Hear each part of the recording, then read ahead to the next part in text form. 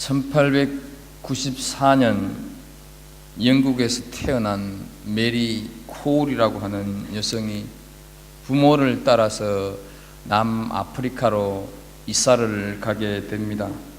그곳에서 17살 때 구세군 집회에 참여했다가 예수 그리스도를 인격적으로 영접합니다.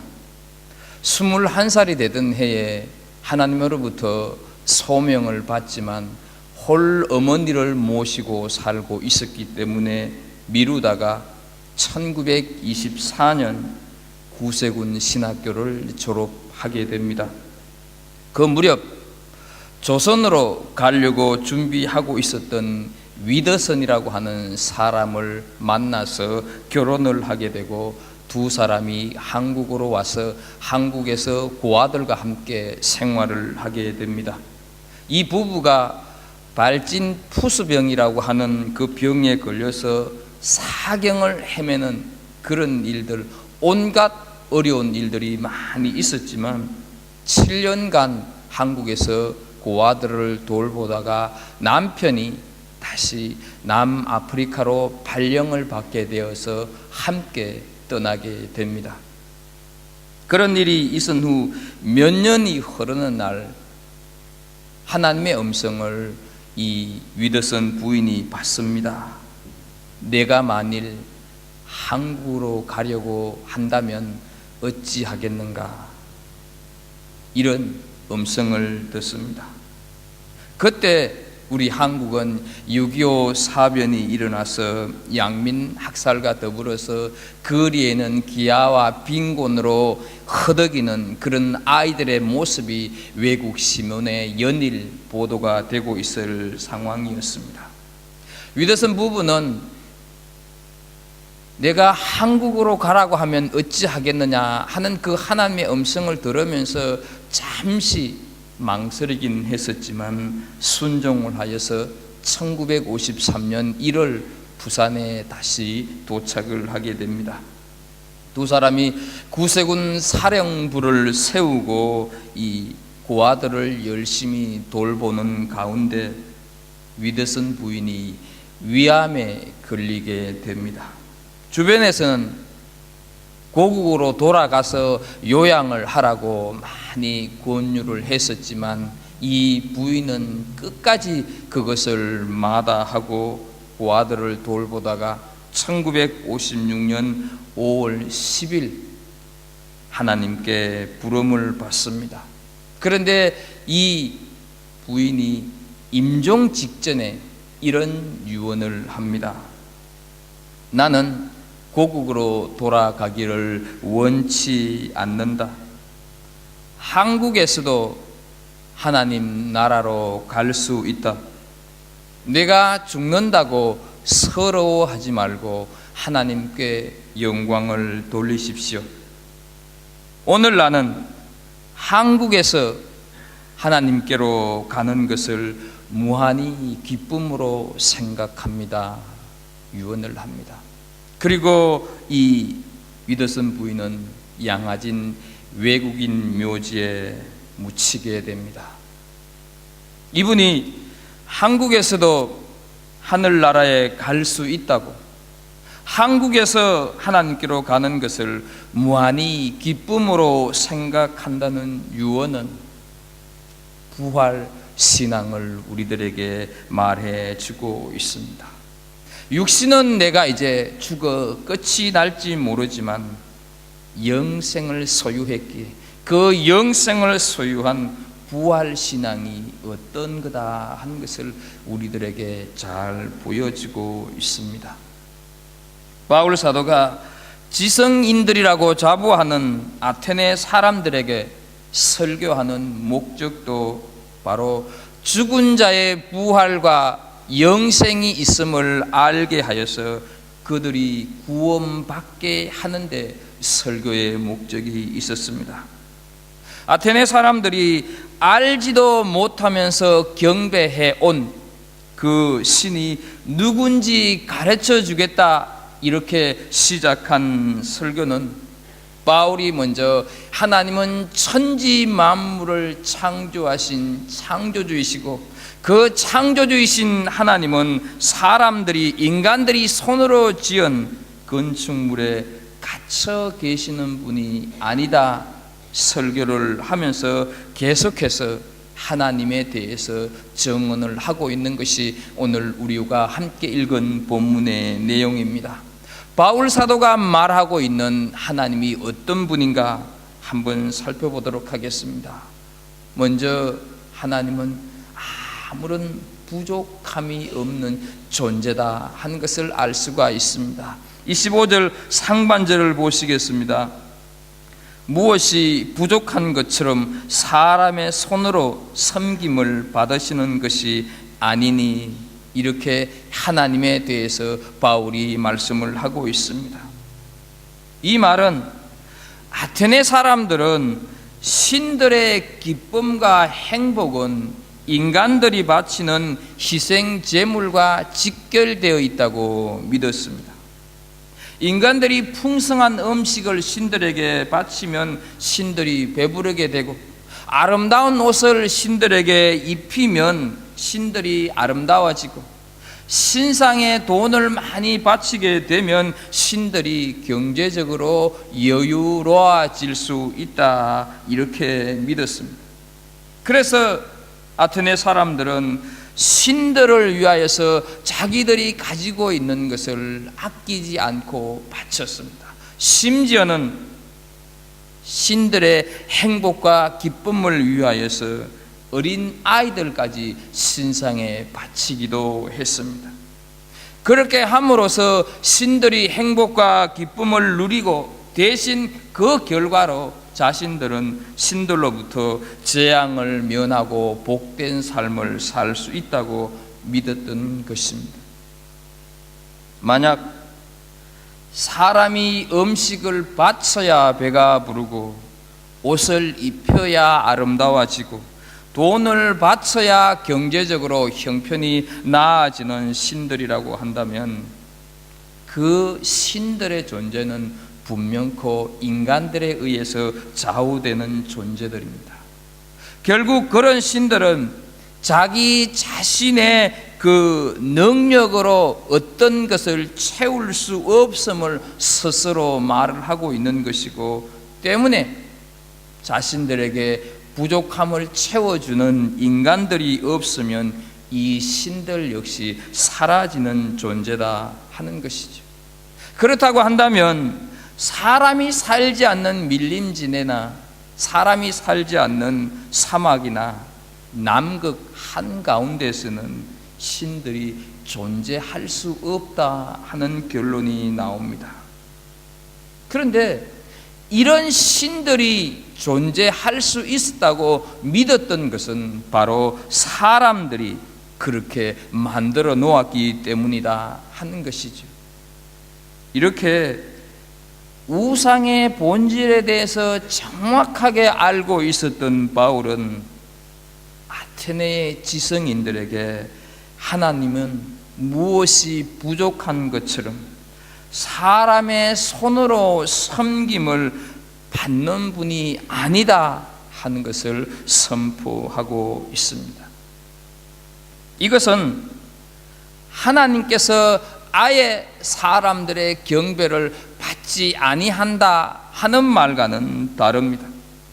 우상들처럼 인간이 바치는 그 어떤 제물로 인하여서 자기 부족을 채우고 연명하기 위해서 하나님이 사람들의 경배를 받는 분이 아니라는 것입니다. 25절에서 말씀하고 있는 부족이라고 하는 단어는 더 원한다, 더 요구한다는 뜻입니다. 천지를 창조하신 하나님은 이 세상 그 무엇에도 전혀 부족함이 없습니다. 인간들로부터 부족함을 체험을 받아야 하는 우상들과는 달리 하나님은 자신의 필요를 채우기 위하여서 인간들로부터 아무것도 요구하시지 않습니다. 그래서 하나님은 아무도 없는 허허벌판에도, 아무도 살지 않는 밀림지대에도, 사막에도 하나님이 됐습니다. 그리고 지금도 우리의 하나님이 되시고, 우리 인간이 창조되기 전에, 천지가 창조되기 전에 영원 전부터 하나님은 하나님으로 존재하고 계셨습니다. 하나님은 우리 인간의 어떤 필요를, 도움을 요청하는 그런 분이 아니라 우리가 하나님의 도움을 반드시 받아야 하고 필요로 하는 존재입니다. 하나님은 우리의 헌신을 즐겨 받으시는 분이십니다. 그리고 하나님은 우리의 예물을 기뻐 받으시는 분입니다. 그러나 무엇이 부족해서 어떤 것을 충족시키기 위하여서 우리의 예물을, 우리의 헌신을 필요로 하거나 받으시려고 하는 것이 결코 아니다 하는 것이지요.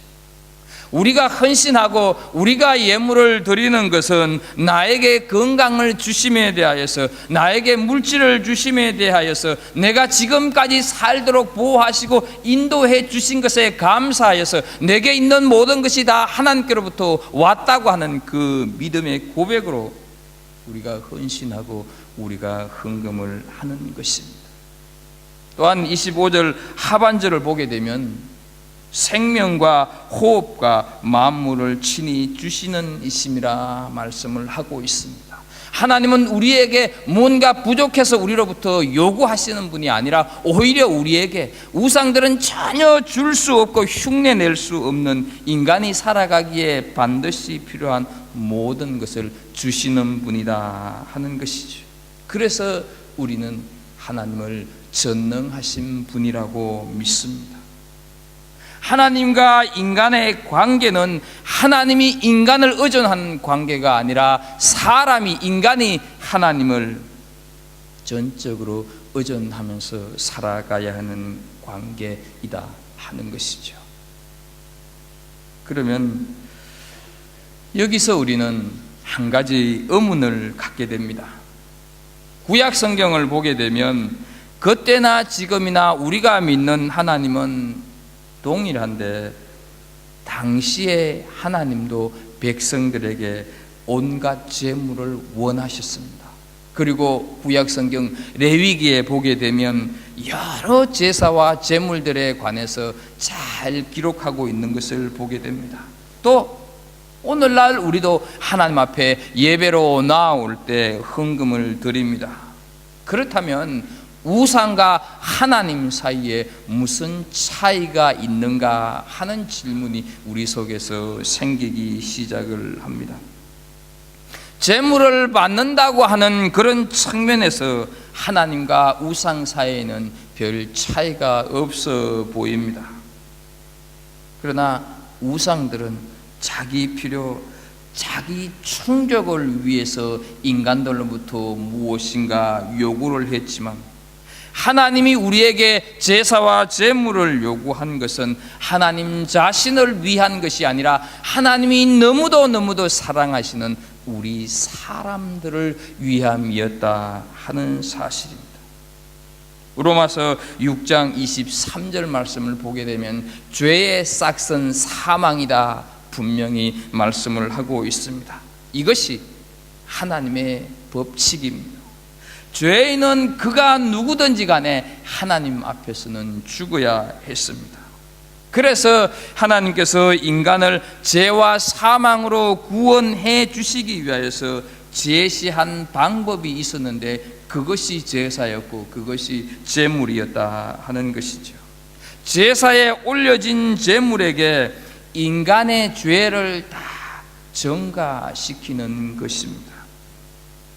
하나님, 저는 죄인이라 죽어 마땅하지만 하나님의 자비로우심을 원하고 하나님의 용서하심을 구하면서 이 제물을 하나님 앞에 드립니다.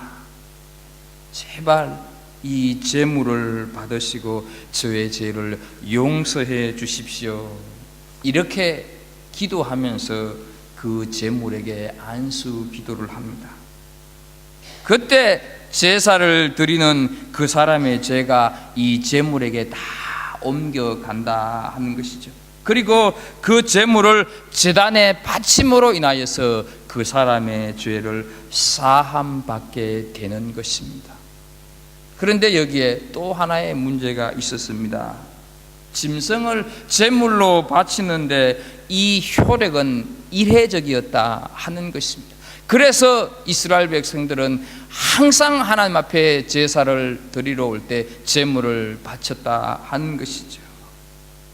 그 효력이 일회적일 수밖에 없었던 것은 제물인 짐승이 불완전했을 뿐만 아니라 그 제물을 받아서 제사를 드려주는 제사장 역시 죄인인 인간이었기 때문이었습니다.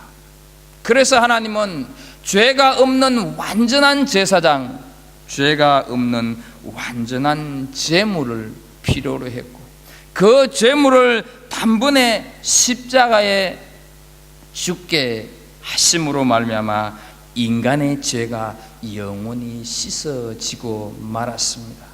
그것이 바로, 그분이 바로 하나님이셨는데 사람이 되어서 이 땅에 오신 예수 그리스도이십니다.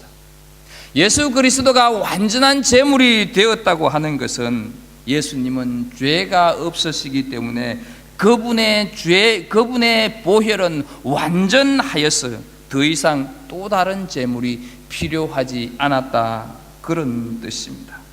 따라서 우리가 지금 제물 없이 하나님께 예배를 드리는 것은 바로 내 대신 제물이 되어 죽어주신 예수님 때문이다 하는 것이죠. 이것이 차이입니다. 뭔가 내가 공덕을 쌓고 내가 어떤 부적을 돈으로 사고 공양미를 바쳐야 되는 차원, 그런 의미가 아니다 하는 것이죠. 하나님은 많이 있는 신들 가운데서 또 하나 더 있는 신이 아니라는 것입니다. 하나님은 부족함 없이 스스로 계시는 전능하신 분이다 하는 것이죠. 사랑하는 성도 여러분, 우리가 살아가면서 우리는 많은 부분에서 부족함을 느낍니다. 무엇이 부족합니까? 지혜가 부족합니까? 아니면 건강이 부족하십니까?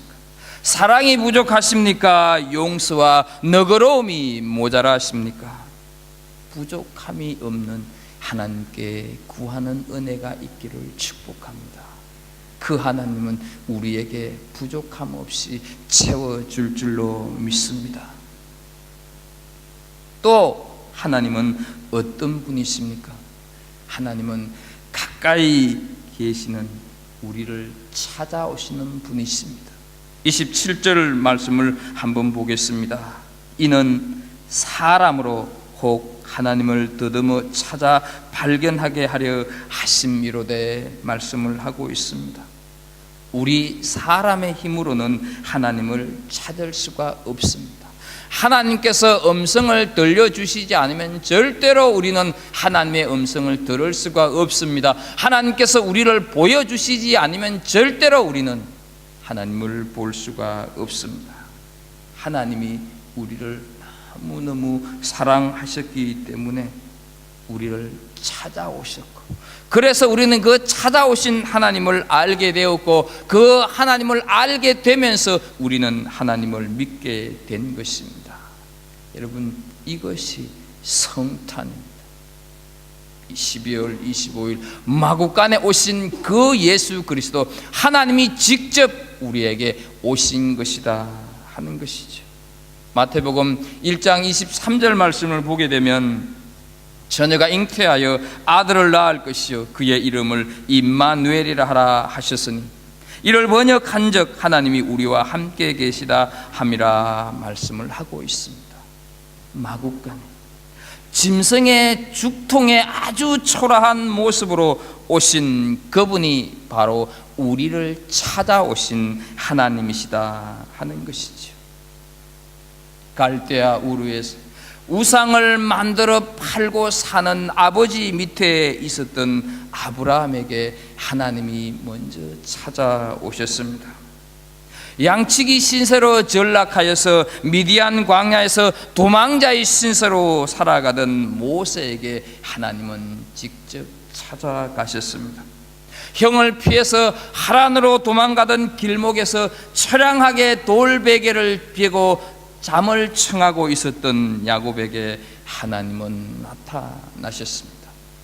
십자가에 달려 죽어버린 예수에 실망하고 낙향하여서 고기잡이를 하고 있었던 제자들에게 예수님은 먼저 찾아오셨습니다.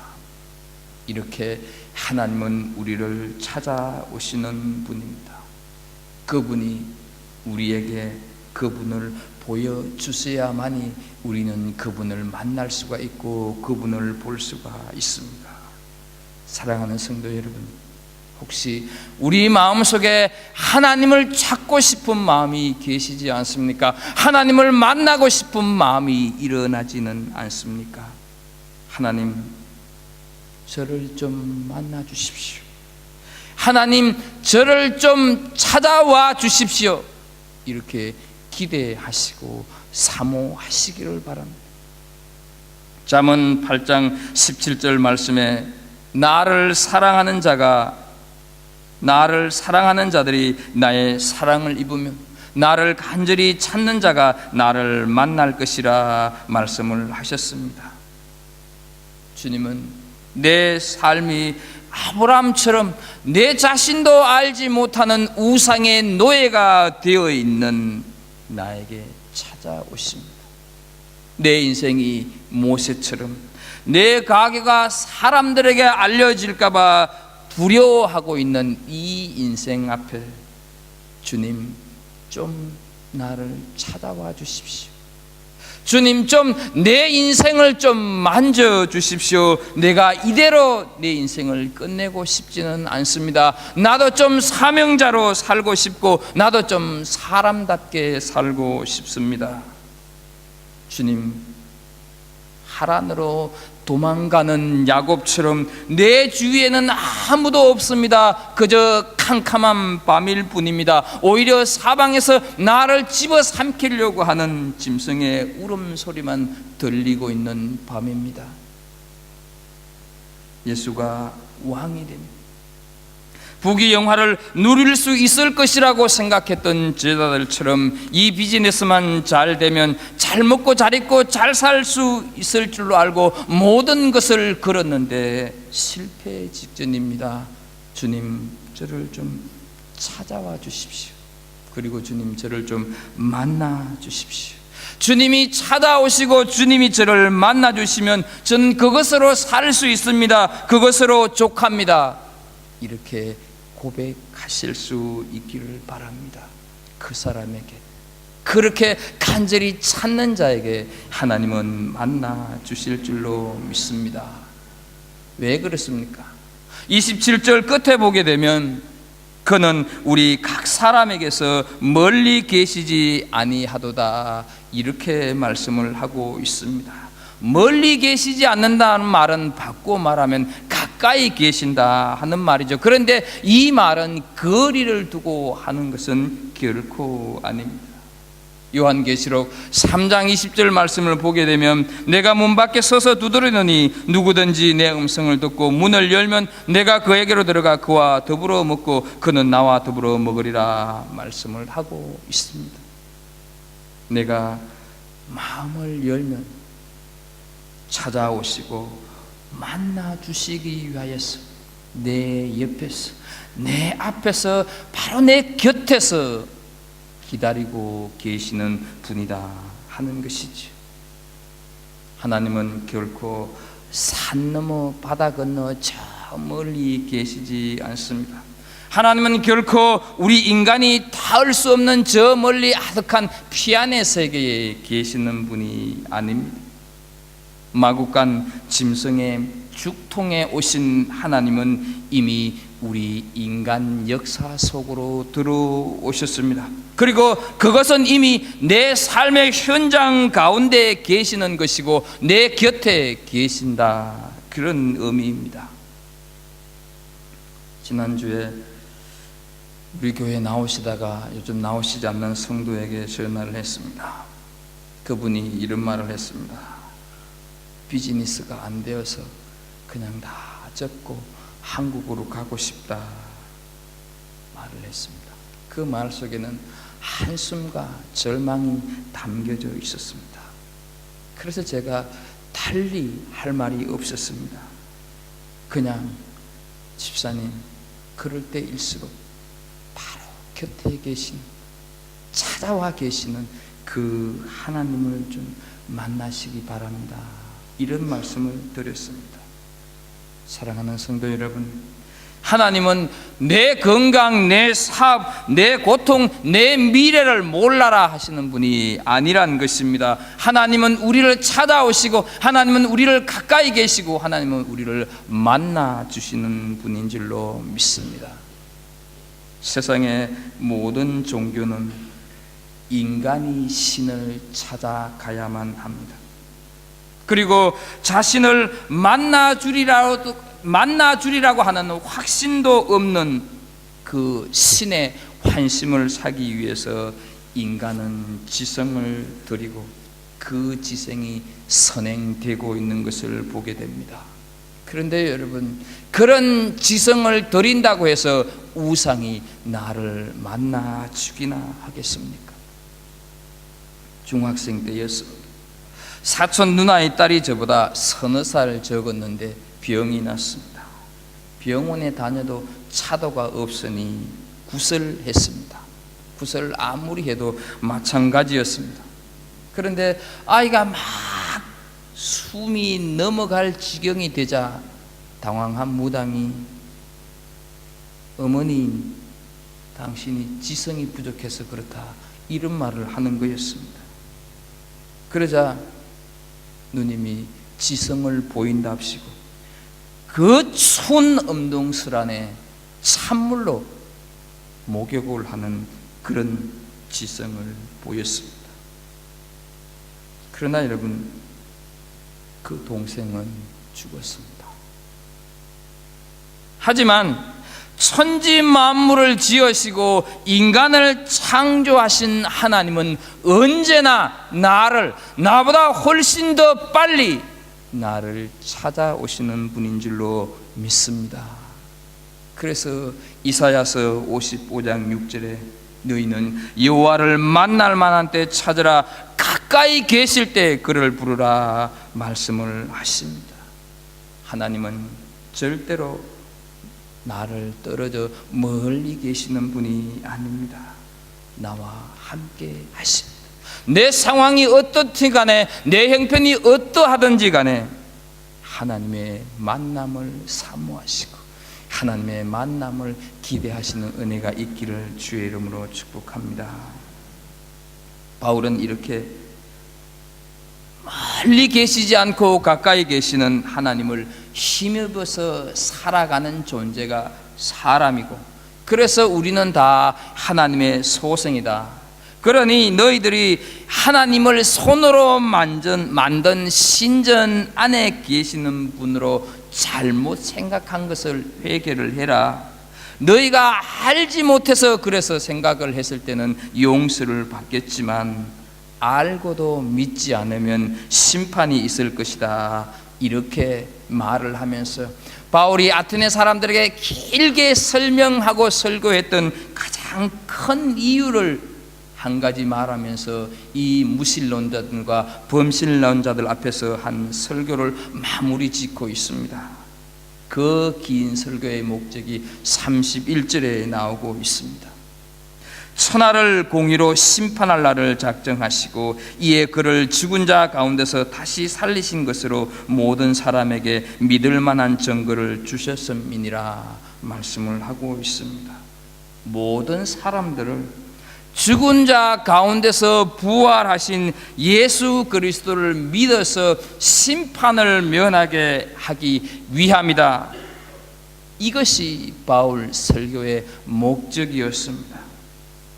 바울이 아테네 사람들을 향해서 외쳤던 그 설교의 목적은 단 하나, 반드시 죽으셔야 했고 반드시 살아나셔야 했던 그 예수 그리스도를 지식인이든지 그가 누구든지 간에 다 구원받아야 했기 때문에 이 설교를 했었고, 바울은 이 일에 그의 전 생애를 바친 것을 우리는 이미 알고 있습니다.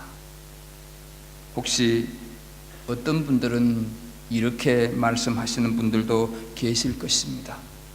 목사님, 저도 사도 바울처럼 다메섹 도상에서 하나님을 만나는 체험을 하고, 저도 사도 바울처럼 빌립보 감옥에 옥토가 흔들리면서 문이 열리고 죽다가 살아나는 경험을 하면 바울같이 살 수 있어요 라고 말을 할지 모르겠습니다.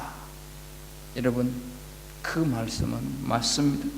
그런 체험을 했다고 한다면 우리 가운데 그 누구도 바울처럼 살지 않을 사람이 없을 것입니다. 그런데 놀라운 것은 우리가 바울보다 더 큰 체험을 하면서 산다는 사실입니다. 34절을 보면 바울의 설교를 들은 사람들 중에서 몇 사람만 믿었다고 말씀을 합니다.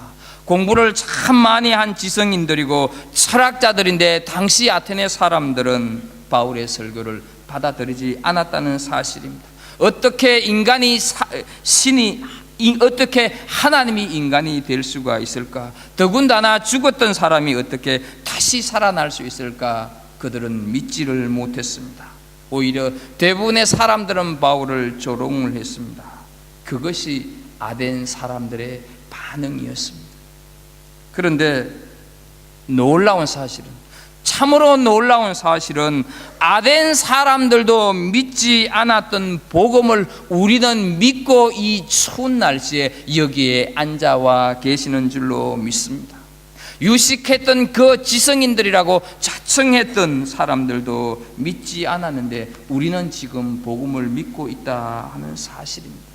하나님이 사람의 몸을 입고 이 땅에 오신 것뿐만 아니라 예수님이 내 죄 때문에 죽으시고 다시 살아나셨다고 하는 그 부활을 우리는 믿는다 하는 것입니다. 그리고 성령께서 우리 안에 역사하고 계시고 우리 가운데 오셨음을 또한 믿습니다. 여러분, 이것보다 더 큰 기적, 이것보다 더 큰 이적이 있겠습니까?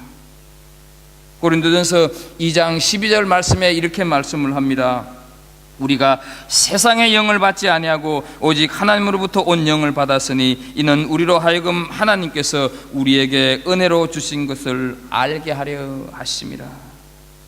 여러분, 바울의 체험이 놀랍습니까? 우리가 지금 체험하고 있는 이 역사가 놀랍습니까? 하나님께서는 우리에게 성령을 부어주셔서 우리의 모든 것을 알게 하셨다 말씀을 하고 있습니다. 바울의 경험도 놀랍지만 하나님께서 내 안에 오시고 영원히 하나님이 나와 함께 하신다고 하는 기적을, 그것을 믿는 것은 어떻습니까? 더 놀라운 체험이지 않습니까? 그래서 우리는 예수를 믿게 된 것입니다. 그렇다면 우리도 바울처럼 우리의 삶을 살 수 있지 않겠습니까?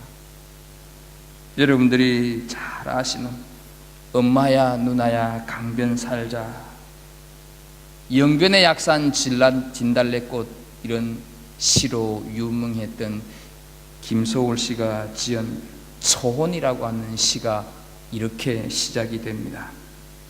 산산이 부서진 이름이여, 허공중에 헤어진 이름이여, 불러도 주인 없는 이름이여, 부르다가 내가 죽을 이름이여. 이렇게 시작이 됩니다. 여러분 다 아시는 대로 초혼은 어떻습니까? 산 사람이 죽은 사람의 넋을 부르는 것입니다. 산 사람이 부른다고 죽은 사람의 넋이 결코 대답할 리는 없습니다. 오히려 죽은 자의 이름을 그냥 부르는 이 산 사람의 목소리만 허공을 치고 허공에서 뿌려지고 말 것입니다. 결과적으로 산 사람이 죽은 사람의 이름을 부르다가 그냥 내가 죽을 이름이 되고 만다 한 것이죠. 그러나 여러분, 2000년 전에 우리 죄값을 치르기 위해서 십자가에 못 박혀 돌아가신 예수 그리스도의 이름은 내가 부르다가 내가 죽을 이름이 아니라 내가 부르다가 내가 살고 내가 부르다가 우리가 사는 이름인 줄로 믿습니다. 십자가의 제물로 돌아가신 예수님께서는 부활하시고 지금도 영원토록 살아 계시기 때문입니다.